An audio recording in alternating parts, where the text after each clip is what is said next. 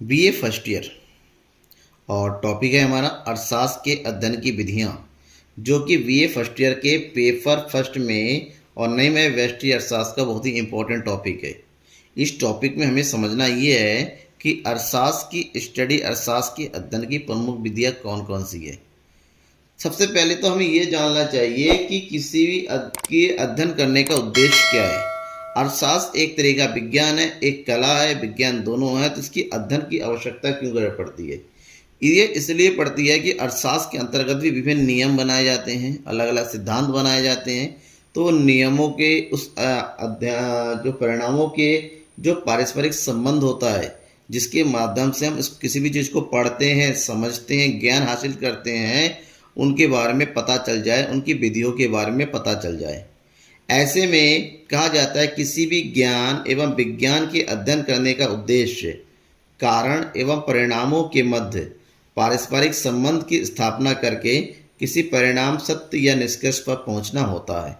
मान लीजिए आपको कोई नियम बना दिया गया है, तो वो नियम बना कैसे, उस नियमों की सत्यता की जांच करना कि नियम सही भी है या गलत है, इसके बारे में जांचना, परखना, कैसे तय करना है, उसको मानव जीवन में कैसे उपयोगी हो सकता है, इन सब चीज़ों को समझना। और जिन विधियों के द्वारा समझा जाता है, जिन विधियों के द्वारा किया जाता है, उसे ही हम अर्थशास्त्र के अध्ययन की प्रमुख विधियाँ कहते हैं।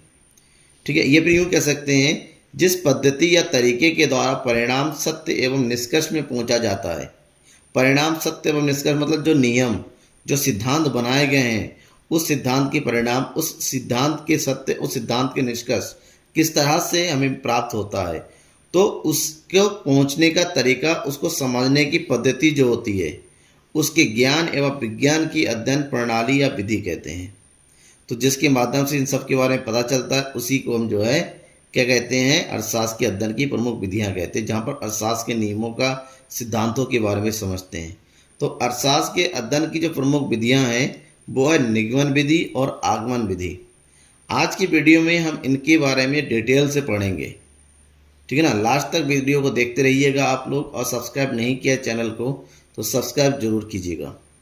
आपको आपके BA first year paper first की पूरे क्वेश्चन, सारे इंपॉर्टेंट टॉपिक्स मैं जो आपके लिए लाता रहूँगा, आपको मिलता रहेगा। लेकिन ज़रूरी है कि आप मेरे साथ बने रहें, मेरा सपोर्ट करें। आपका सपोर्ट मुझे नए नए कंटेंट और अच्छे से समझाने के लिए प्रोत्साहित करता है।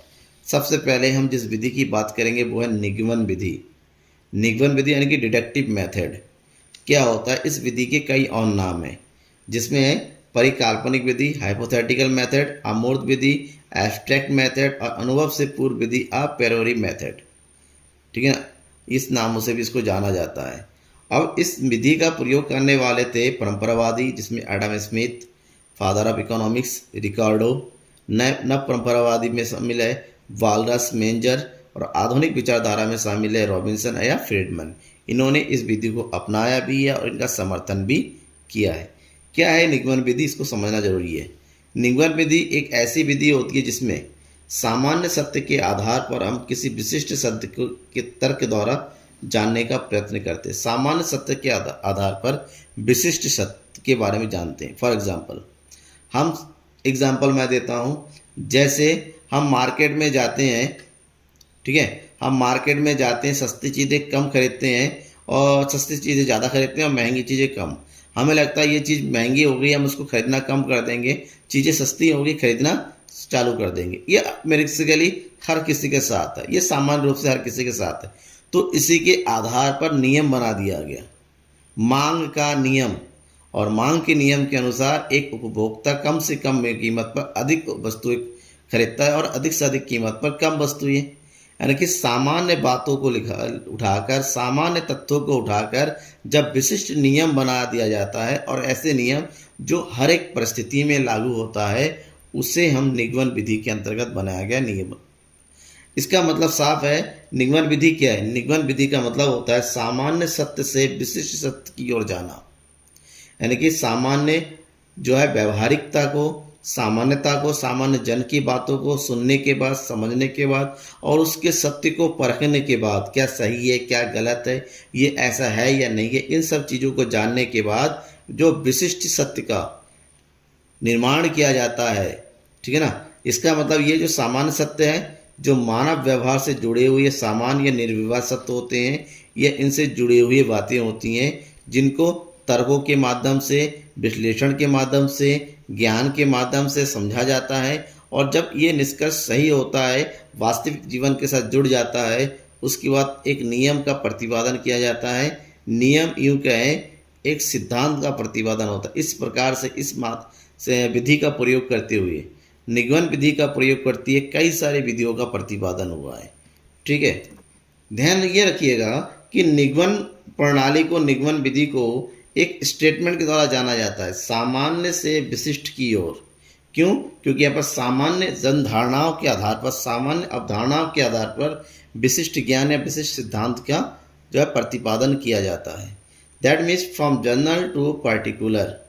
उदाहरण के साथ समझे, जैसे एक सामान्य सत्य है और एक विशिष्ट सत्य है। सामान्य सत्य यह है जो जनमानस में फैला हुआ है कि मनुष्य मरणशील है। इसका मतलब होता है हर एक मनुष्य मरता है। कहती है जो जीवन जो पैदा होता है उसकी मृत्यु निश्चित है, ये सामान्य सत्य है। अब इस सामान्य सत्य के आधार पर यह बताया गया है कि एक्स एक मनुष्य है और जो अवश्य मरेगा, जिसकी मृत्यु जरूर जरूर होगी। तो सामान्य अर्थों के आधार पर हमने विशिष्ट नियम बना दिया एक पार्टिकुलर वे में, उसी को विशिष्ट सत्य बोलते हैं। जैसा कि मैंने बताया कि जो उपभोक्ता होते हैं, प्रत्येक उपभोक्ता हमेशा वस्तु की कम कीमत पर वस्तु की अधिक वस्तु खरीदेगा और अधिक कीमत पर कम खरीदेगा। तो इसका मतलब ये होता है, ये इसका अध्ययन करते हुए जब सभी व्यक्तियों को समान रूप से लागू किया जाता है, तब लागू होता है मांग का नियम, सामान्य सत्य से विशिष्ट सत्य। ठीक है ना। अब इसकी कुछ अवस्थाएं हैं, कैसे प्रतिपादन होता है। तो इसकी अवस्थाओं की बात करें, सबसे पहला है मान्यताएं, दैट मीन्स अजम्पशन। मान्यताओं से उसको तर्क के माध्यम से समझा जाता है। जब तर्कों के माध्यम से समझा जाता है, उसके बाद इसकी सत्यता की जांच की जाती है। इसका मतलब इसके 3 स्टेप है जिसके माध्यम से इस नियम को समझा जाता है। मान्यताएं, इस विधि में सबसे पहले आर्थिक व्यवहार के किसी महत्वपूर्ण पहलू के संबंध में मान्यताओं को स्थापित किया जाता है। आर्थिक व्यवहार से आधारित होना चाहिए। और जब हमने मान्यताओं को समझ लिया और मान्यताओं को समझने के बाद उसके तर्क द्वारा, तर्क वितर्क के द्वारा, अध्ययन के द्वारा, जैसे भी हो, हम निष्कर्ष निकालते हैं। इसके माध्यम से क्या निकालते हैं? निष्कर्ष। जो निष्कर्ष निकाला उसकी सत्यता की जांच होती है, यानी कि उसको वास्तविक जीवन पर रखकर देखा जाता है कि जो नियम हमने प्रतिपादन किया वो वास्तविक जीवन से जुड़ी हुई है भी या नहीं। ठीक है ना। ये हो गया निगमन विधि, जहाँ पर सामान्य तथ्यों के आधार पर विशिष्ट तथ्य की सिद्धांतों का प्रतिपादन किया जाता है। अब इस नियम के, इस प्रणाली के कुछ गुण भी है, कुछ दोष भी है। ठीक है ना। अगर इनके गुण या दोषों की बात करें, सबसे पहले गुण देखते हैं कौन कौन से हैं इस नियम के प्रमुख गुण। अगर गुण की बात करें, सबसे पहले है तर्कसिद्ध, यानी कि लॉजिकल। क्योंकि हमने सामान्य सत्य पर नियम को प्रतिपादित किया है और सामान्य सत्य तर्कसिद्ध होते, तर्कशील होते हैं, उसको लॉजिक्स होते हैं। निश्चितता, ये नियम ये विधि निश्चित है। क्यों? क्योंकि इस विधि के द्वारा प्राप्त किए गए जितने भी निष्कर्ष होते हैं तर्कशास्त्र के अधिक निकट होते हैं, तर्कों के माध्यम से होती हैं, इसमें त्रुटियां कम होती हैं। ठीक है ना। अगर त्रुटियां भी होती भी है तो तर्कों के माध्यम से उसको पता लगा जाता है। सरलता, इस नियम को समझने के लिए, इस नियम को समझने में या प्रतिपादन करने में, अध्ययन करने में अधिक सरलता होती है। ये नियम सर्वव्यापक होती है, यूनिवर्सलिटी, यानी कि प्रत्येक देशों में, प्रत्येक जो है जगह पर, प्रत्येक क्षेत्र में। ठीक है ना। ये नियम जो है लागू, जैसे मांग का नियम प्रत्येक उपभोक्ता के लिए लागू होता है, चाहे उपभोक्ता अमीर हो, गरीब हो, चाहे जैसा भी हो, यानी कि हर एक कंडीशन में ये लागू होता है। शुद्धता, ये नियम शुद्ध है। क्यों? क्योंकि ये नियम इसलिए शुद्ध है क्योंकि ये किसी के द्वारा जो है पक्षपात नहीं होता है। साथ ही साथ ये सामान्य जनता के द्वारा, सामान्य जो है निष्कर्षों के द्वारा निकाला जाता है। इसमें गणितों का प्रयोग किया जाता है, इसमें त्रुटियां जो होती है उसको पहले से ही दूर कर लिया जाता है, इसलिए ये शुद्धता होती है। नेक्स्ट, आगमन प्रणाली की पूरक, इस विधि के माध्यम से आगमन प्रणाली के बारे में भी समझा जा सकता है। और लास्ट में निष्पक्षता, इस नियम में, इस प्रणाली में किसी प्रकार की जो है पक्षपात संभव नहीं होती या पक्षपात नहीं किया जा सकता है। ये तो उसके गुण हो गए, क्योंकि प्रत्येक चीज़ों के गुण होते हैं तो उसके अवगुण भी होते हैं। तो उसके अवगुण की बात करें तो क्या है, निष्कर्ष का वास्तविकता से परे होना। जो निष्कर्ष निकलता है, हो सकता है वो निष्कर्ष वास्तविक जीवन से जो है संबंध ना रखता हो। ये तब होता है जो तर्क जो होती हैं, जो मान्यताएं होती हैं, जब वो गलत ले लिया जाए। स्थैतिक दृष्टिकोण, ये स्थैतिक है, स्टैटिक है, मतलब इसमें परिवर्तन कम से कम होता है। निष्कर्षों की सत्यता की जांच का अभाव होता है, ठीक है ना। इसका मतलब ये, इस विधि में हम स्वयं सिद्ध बातों को आधार मानकर तर्क द्वारा निष्कर्ष निकालते हैं, हमने मान लेते हैं। इसके वास्तविक जीवन के बारे में, वास्तविक सत्य के बारे में जान लेना कठिन होता है। सार्वभौमिकता का अभाव, प्रत्येक देश, सामाजिक वातावरण, परंपराएं, धार्मिक विश्वास, तकनीक, राजनीतिक वातावरण आदि एक दूसरे से भिन्न होता है। तो एक देश का जो तर्क होता है दूसरे देश में वो लागू होना जो है पॉसिबल नहीं है, मुश्किल होता है। ऐसे में इसमें सार्वभौमिकता अभाव होता है। और लास्ट है अर्थशास्त्र के पूर्ण विकास का संभव ना होना। इस विधि के से हम ये नहीं कह सकते कि संपूर्ण अर्थव्यवस्था का अध्ययन हो जाएगा, ठीक है ना। तो निगमन विधि के बाद हम पढ़ेंगे आगमन विधि। बहुत ही ज़्यादा महत्वपूर्ण है और सबसे ज़्यादा लोकप्रिय विधि है अर्थशास्त्र को समझने के लिए, अर्थशास्त्र के अध्ययन के। इस नियम के कई नाम और दिए गए हैं, जिसमें प्रयोगात्मक विधि है, एक्सपेरिमेंटल मेथड, ऐतिहासिक विधि, हिस्टोरिकल मेथड, विश्लेषणात्मक विधि, एनालिटिकल मेथड, सांख्यिकीय विधि, स्टैटिस्टिकल मेथड और अनुभव के बाद की विधि आप पोस्ट पेरियड मेथड। अलग अलग नामों से जाना जाता है, बट वो अलग चीज़ें। हमें सबसे पहले ये समझना होगा कि निगमन विधि होता क्या है। ध्यान में ये रखना, आगमन विधि होता क्या है। आगमन विधि निगमन विधि का बिल्कुल विपरीत होता है, उल्टा होता है। निगमन विधि में हमने क्या पढ़ा कि यहाँ ये जो है सामान्य से विशिष्ट की ओर होता है, जबकि आगमन विधि के अंतर्गत विशिष्ट सत्यों के आधार पर सामान्य सत्यों का निर्माण किया जाता है, ठीक है ना। यानी कि हमारे पास विशिष्ट सत्य पहले से होते हैं, तय कर लिए जाते हैं, उसी के आधार पर हमें सामान्य सत्यों का निर्माण करना होता है, ठीक है ना। नियम पहले से होते हैं, सिद्धांत पहले से होते हैं, उसको सामान्य रूप में लागू करना भर होता है। इसका मतलब होता है इस नियम के अंतर्गत सही से अगर समझे, सबसे पहले इस नियम के अंतर्गत कुछ तत्वों का अध्ययन और उसका निरीक्षण किया जाता है डिटेल से, ठीक है ना। तत्वों का जो भी हो गया, जो भी तथ्य होंगे, अध्ययन सामग्री होगी, उसका अध्ययन किया जाएगा और निरीक्षण किया जाता है।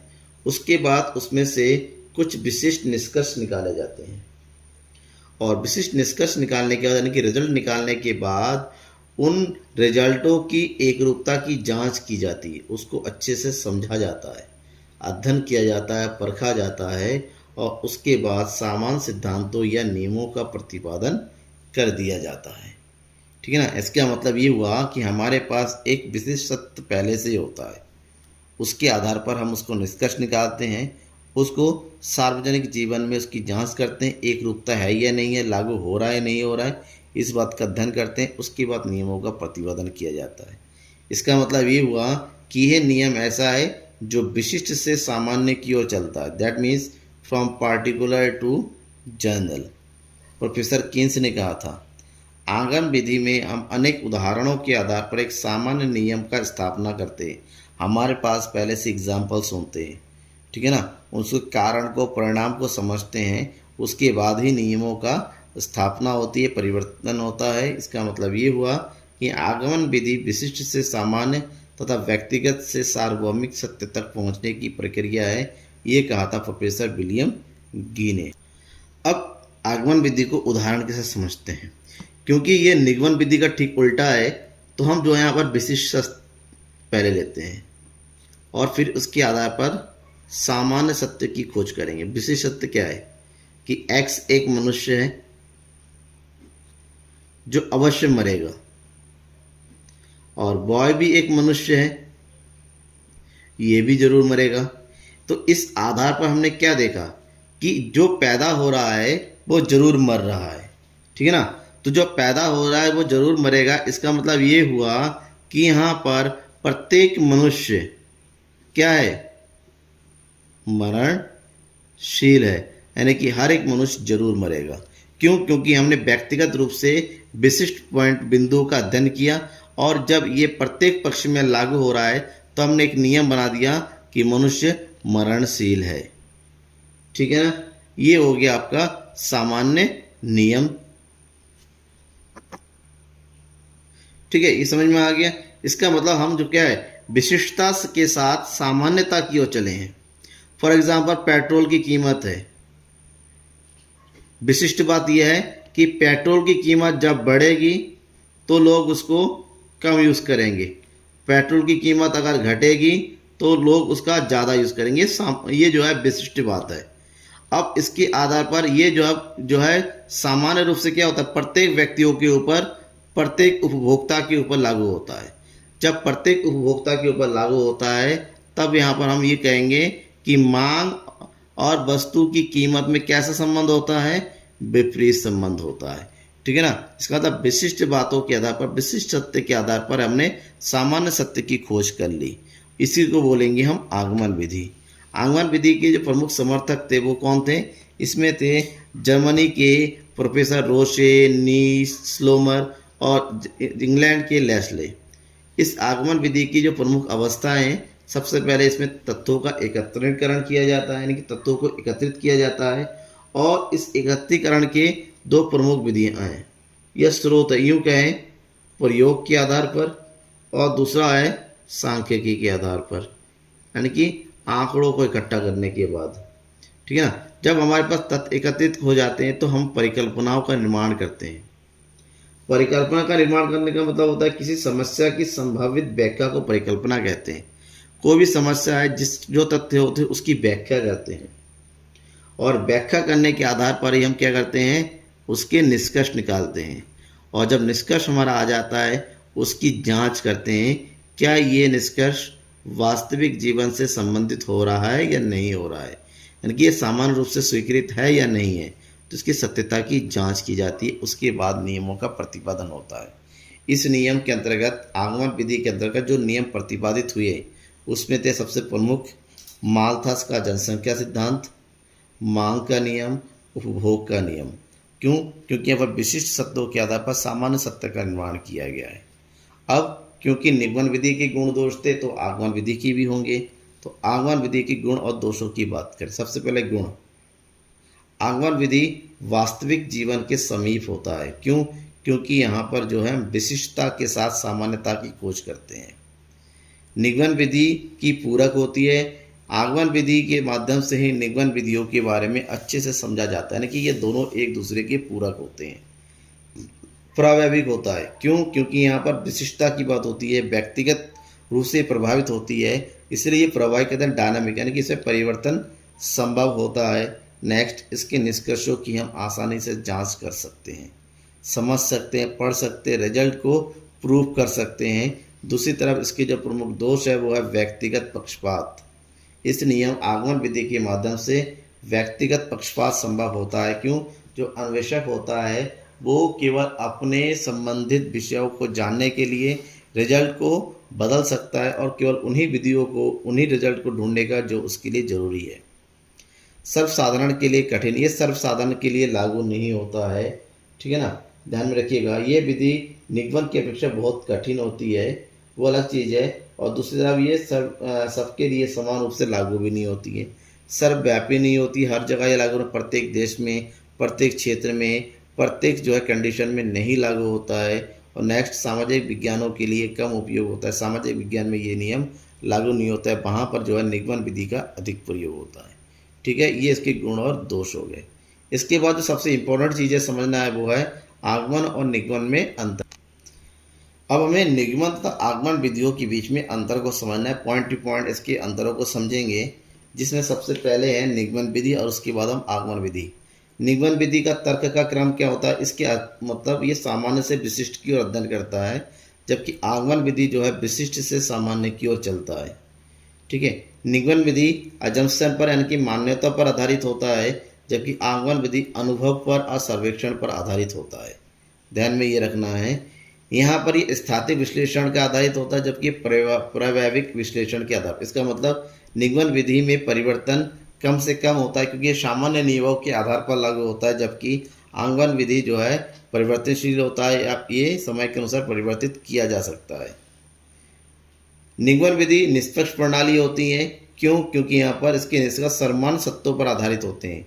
बहुत सारे लोगों के जो समान रूप से स्वीकृत होते हैं तभी इसको लिया जाता है, जबकि आगमन विधि व्यक्तिगत पक्षपात का इसमें संभव होता है। क्यों? क्योंकि अन्वेषक अपने विचारों से निष्कर्षों को प्रभावित कर सकता है।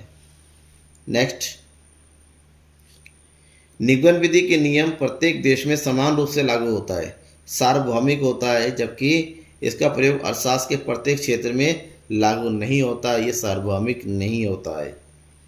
निगमन विधि अपेक्षाकृत सरल विधि है, जबकि आगमन विधि थोड़ी कठिन विधि है, क्योंकि हमें सबसे पहले विशिष्ट सत्य के बारे में पता लगाना होता है। विशिष्ट सत्य के बारे में पता लगाना ही एक कठिन कार्य होता है। नेक्स्ट, इसके निष्कर्ष वास्तविकता से परे हो सकता है।